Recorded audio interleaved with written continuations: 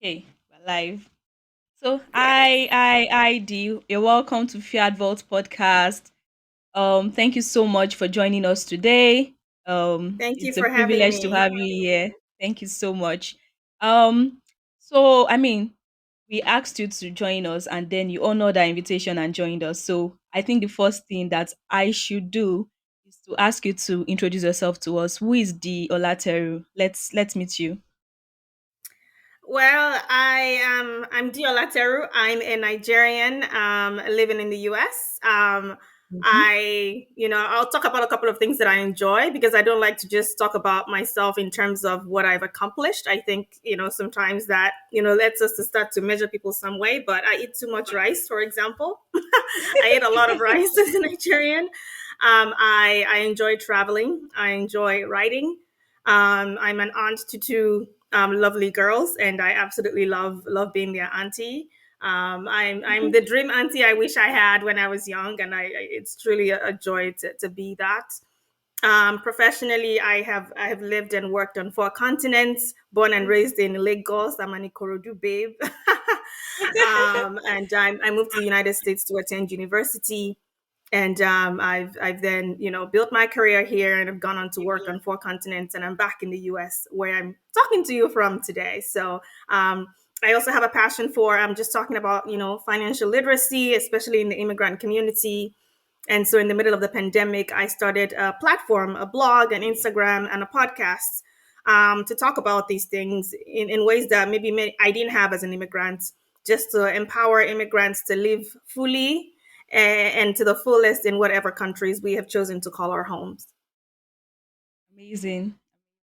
Thank you very much. Very inspiring, actually. I think when I was searching for a speaker for this topic, one of the things that attracted me to you was the fact that even though you're not an expert, like you're not a licensed financial Correct. counselor I'm or not. something. Yes. Yes. Yes, you are Yes. not. So I love the fact that you share from your own experience, and I actually noticed that people prefer to learn from people's experiences. Like they want to see that you've actually done this thing and it has worked for you. So it's really Absolutely. inspiring that because your platform for immigrants, for example, immigrants will be able to relate with you. People relate more with Yeah. people that have gone through or are going through the things that Hmm. they are going through. So I'd like to Absolutely. say, Yes. well done, and Thank thank you. you again for joining us.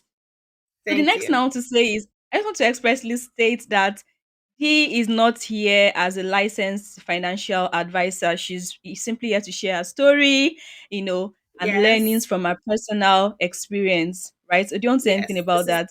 This is not financial advice. This is for educational and informational and Information. entertainment purposes, right? So I'm just talking from my lived experiences.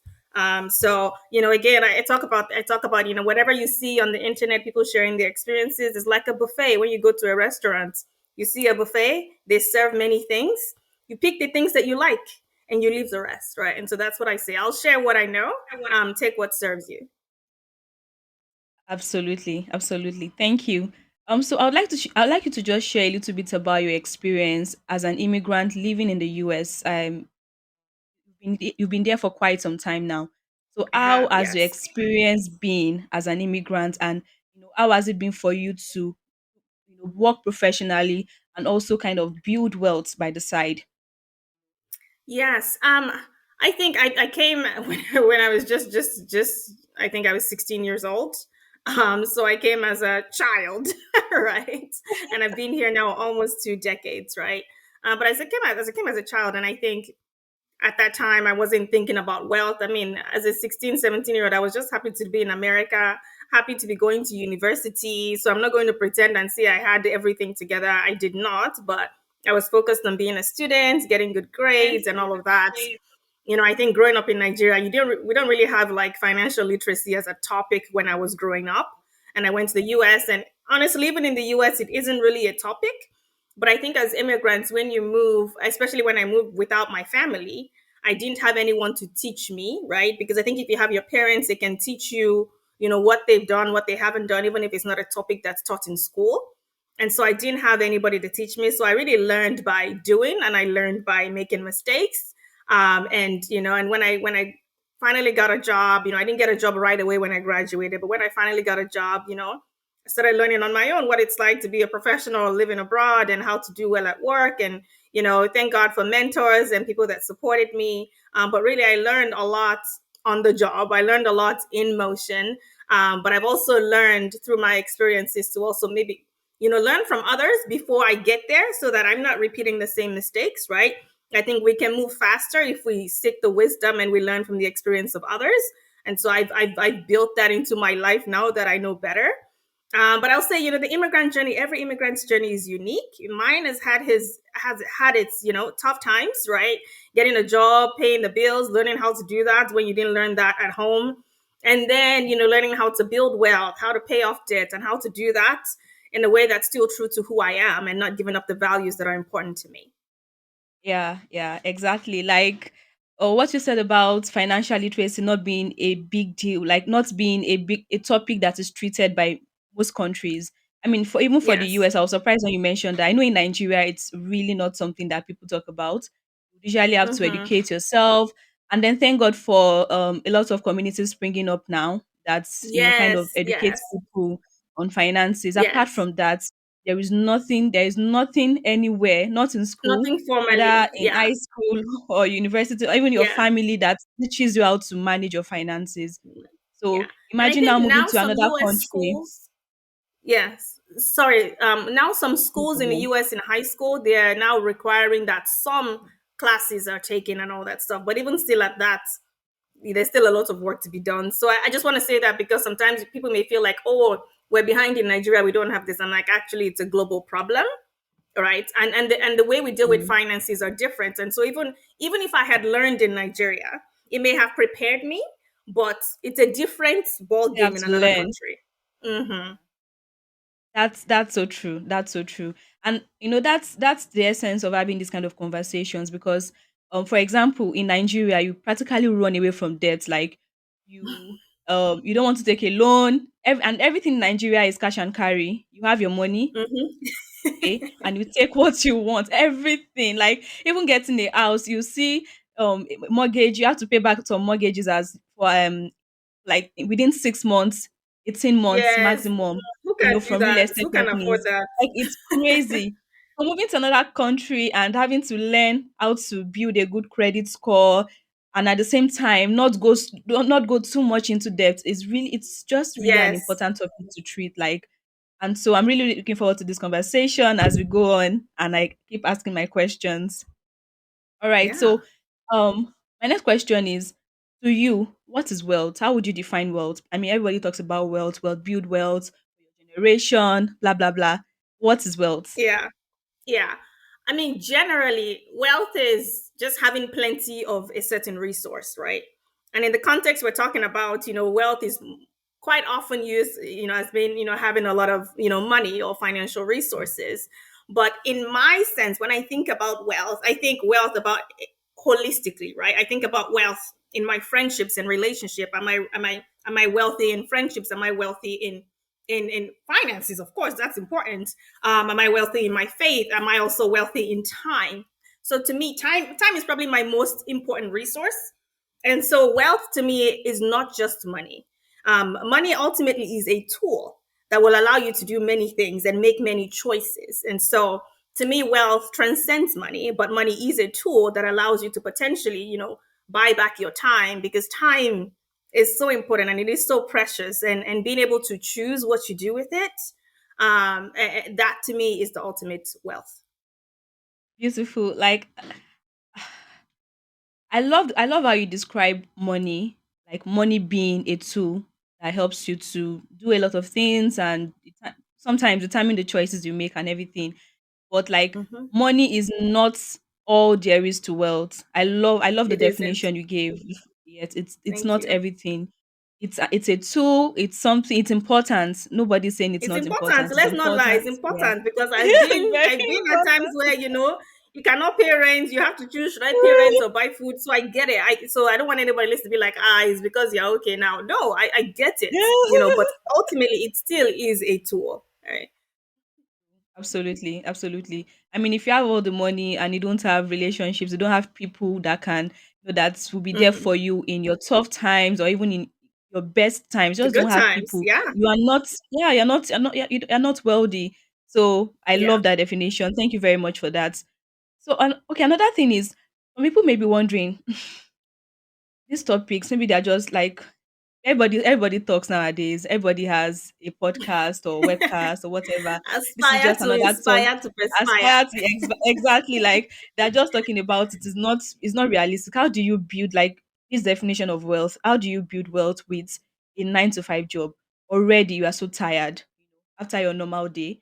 And if you are a Mhm. wife or or a mother, you still have to attend to Mhm. your family, you know, you still have to do so Mhm. many other things. Your 9 to 5 is not the only thing you do. So having to, Correct. so how is it possible? Is it actually achievable to build wealth with a 9 to 5 job, with a family, you know, with Yeah. all these things going on in your life? Going How on. is it achievable? One, two, how is Yeah. it, how is it how is it possible? Yeah. Yeah, so I mean, clearly, I think it's achievable to attain wealth or to get to a point where you're financially secure, financially okay with a 9 to 5. I think these days, I mean, my 9 to 5 is my main source of income, right? So, do I have things potentially that could be, do I make investments and all that stuff? Yes, but primarily it comes from my salary. But I would say, there's a lot of noise these days about, you must have a side hustle or you should not work for anybody, work for yourself and all that stuff. And the thing is, there are multiple paths to wealth, right? So you can do, entrepreneurship is not easy. I have friends that are entrepreneurs, and I would tell you it's not easy. It takes a while for you to get to that point where you have the extra money, right? And so yeah, and side hustles can help you bring extra cash, right? I've had some things that have giving me some extra Yeah. cash every now and then, not mostly, right? I mostly build wealth through my 9 to 5. And but side hustles take time and take dedication and take commitment, and depending on what you're balancing in your life, you may or may not have the time for the side hustle. It depends on the person. And so that gets back to, if you're starting with a 9 to 5, I think the biggest thing is, living within your means or living below your means, right? Because let's say you have a salary of, I don't know where people are listening from, is $50,000 or 100,000 naira. And what are your necessities? What is your budget, right? How much do you need to spend in a month? And then calculate that and also decide how much, can you put towards your investing every month. And so I think we wait for these big moments or we wait to blow. And the thing is, when I finally got a job, and I started working, I went to University of Google and I learned about, saving for retirement and all that stuff. And I decided, okay, what I can put now is 6% of my salary towards my saving for retirement. And that's what I started with.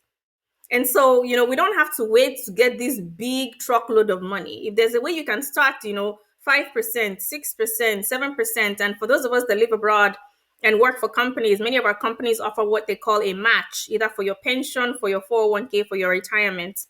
You should be putting what you need to put to get your company's match, because if you're not doing that, you're missing out on free money. And so that's how I started, was putting the 6%, because that's what I could afford, because I had debts I had to pay off my car, pay off my credit cards. I just started putting the 6% so I could get what my company would match, the additional 3%. And then as I got raises, I kept my lifestyle the same. I didn't move to a nicer apartment. Sometimes I had friends be like, you're working at this, multinational firm, blah, blah, blah. You're not going to buy a new car. My Nissan Altima was fine, So again, I didn't feel the need to upgrade my life. So instead, when I got a Mm. raise, I will put most of the. I mean, I'm also a proponent of enjoy today as well. So I would say if I got a raise of like $100, I always tithe first. That's, I believe in that. So I'll put a portion to giving, right? And I'll put, if I put 10% to giving, 65% I'm going to increasing my savings, and then the remaining 25%, let me chop life small. I increased my entertainment or travel budget. Really, it was my travel budget. I spend money mostly on travel. And so that's how I have always done that, is that whenever I get a raise, I allocate to giving, and the rest is mostly to saving and investing. And then I give myself, a little change to enjoy the fruits of my labor. So that's how I've done that. Very From important. 6%, now I'm at the point where I put the maximum towards my retirement in every year. Thank you. Thank you. Very, very important about, at least putting some money aside to enjoy life right now. Because at Yeah, the end of the yeah. day, you only live once. So as you're building Mm-hmm. wealth, you need to also think about what do you enjoy doing? I noticed you love Yeah. traveling. I also love traveling, so I can relate so much with what you're saying. Like, Yeah. so there are Yeah. some things.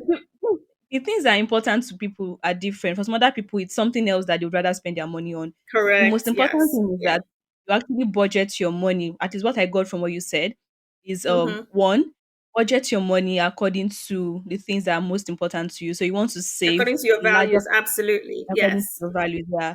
You want to save a large proportion of whatever money you have, increases, salary Mm-hmm. increases, and all of those things. You also want to have a percentage for for the now, Mm-hmm. like to enjoy Yeah. something you like doing.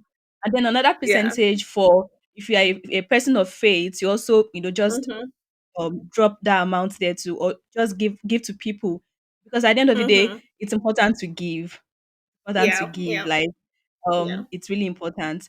And then another thing I got from what you said, which is very important, excuse me, is the fact that you don't necessarily have to increase your lifestyle because you've now gotten an increase in salary.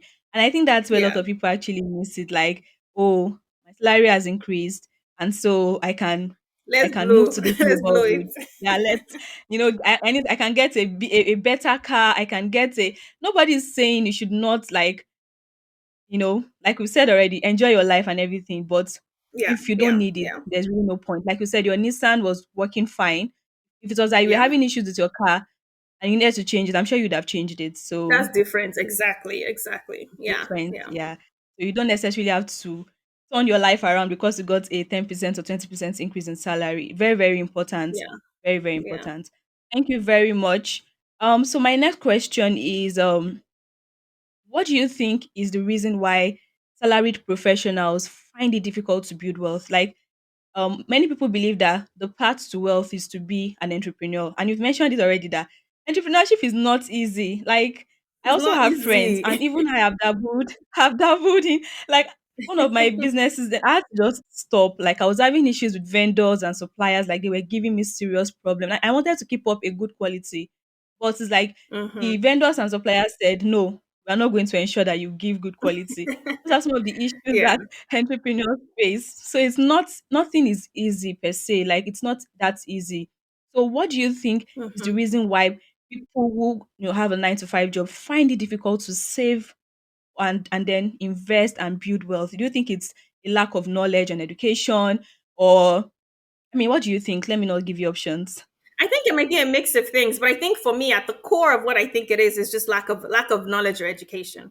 And I think because sometimes when we hear these things, it seems so far and out of our reach that we don't realize that we can do something with the little that we do have. So I would say I started saving for.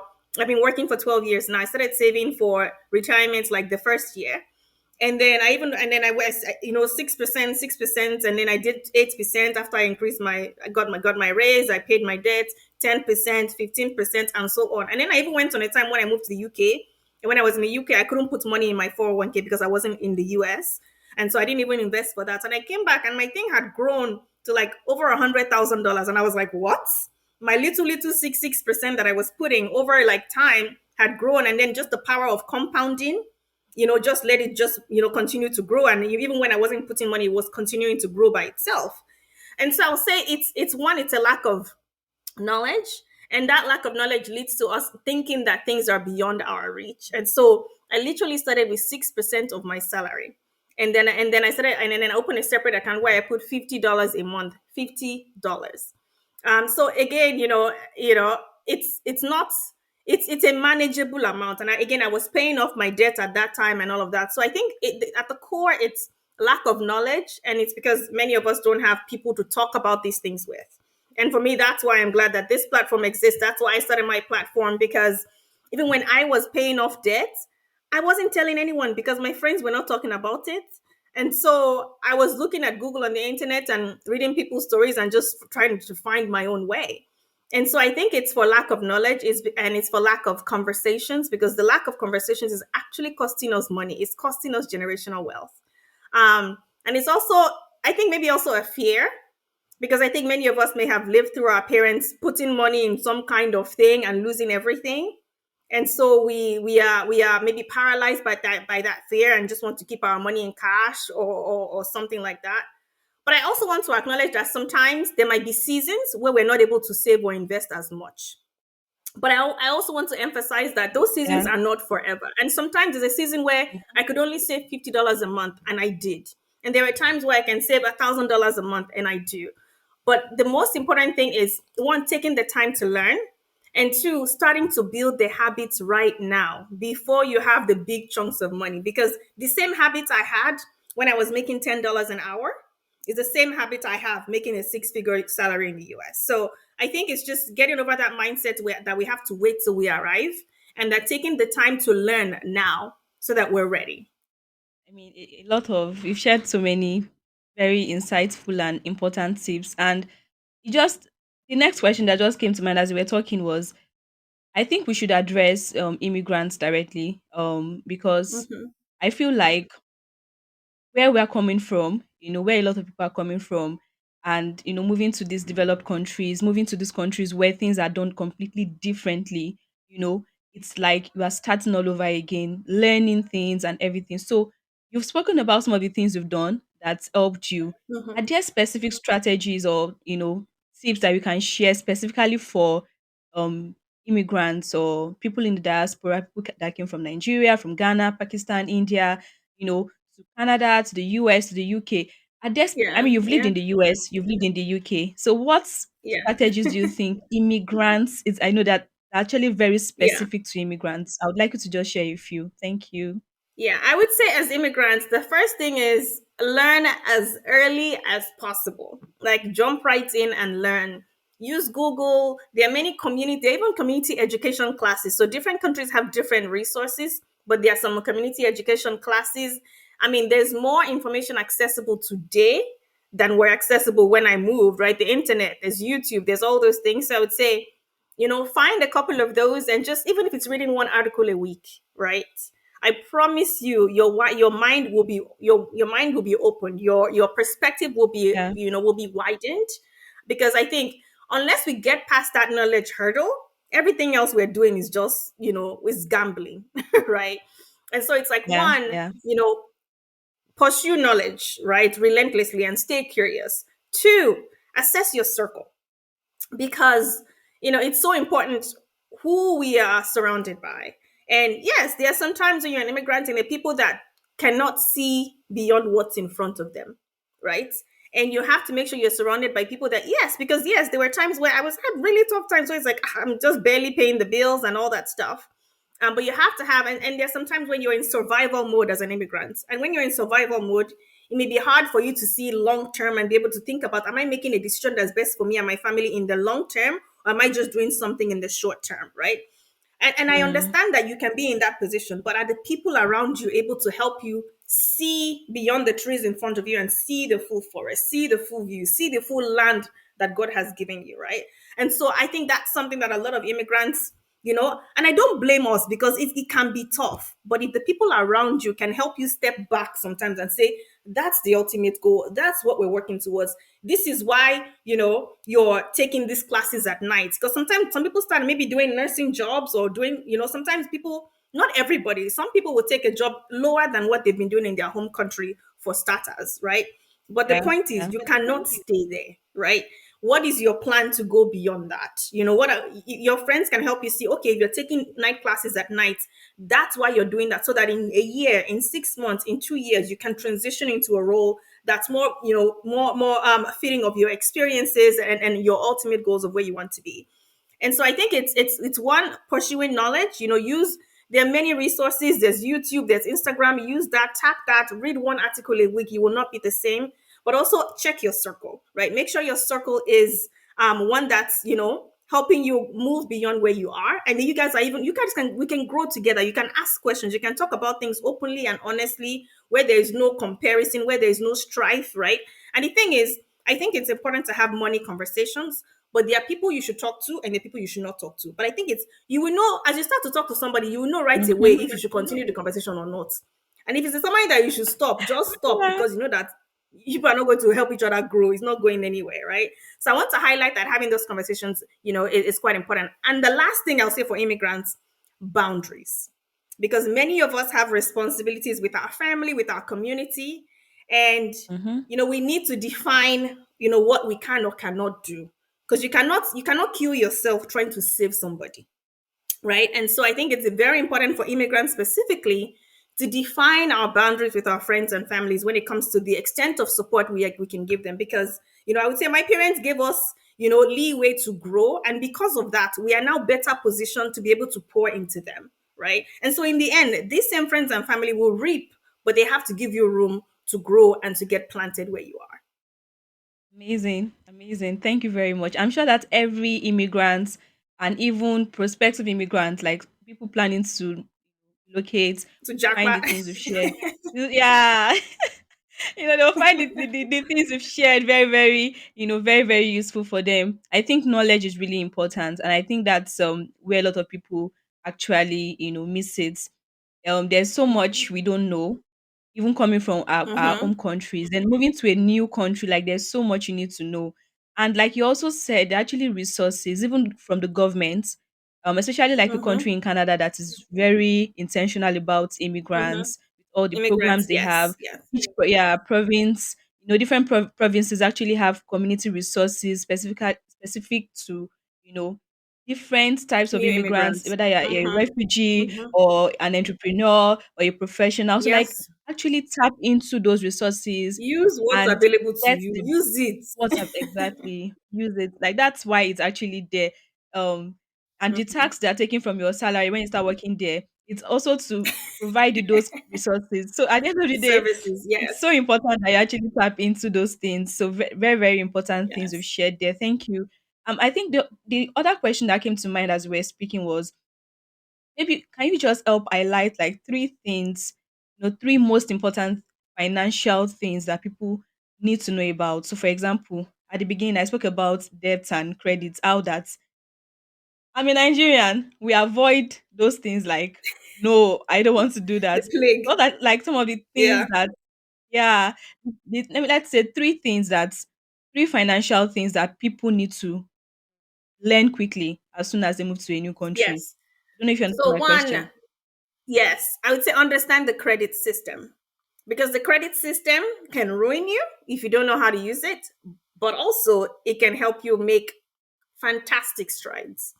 So let me give you an example of two hypothetical people, right? So Bode moves to the US or Canada.